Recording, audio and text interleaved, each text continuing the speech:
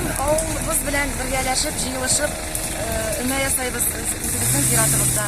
Аллага шөкер, көндә матур кешеләр дә килделәр. Ey Аллам, менә нинди изге эш эшләйбез. Аллага шөкер. Мин үзем урман хуҗалыгында эшләгән идем шул. Менә тагын урманда агачлар арасында йөрим. Бик шатмын ярдәм итешкәнгә. Шундый изге эш эшләгәнгә барысына да рәхмәт, барысына да савап булсын. Аллага шөкер.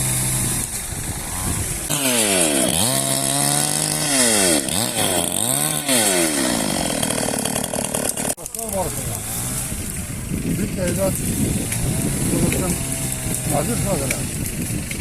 Varsa orasınlar, orası tümlüyüz ama. Bunca bulursunlar. Büyük evlatlar zararınıza var ki, bana beni kırda sıra bana büyük evlat. Emekli aslında. Buradan azizlerinde, birinde yorda bir çalışır atsa da mesut hocamına, yorda hocamına büyük evlat mı? Bizim oğlum değil. Tabii oğlunun yarı evlat birden bir bana rahmat şimdi varsa da olur. Bir bana şimdi evlat şöyle, bu kadar evlat şöyle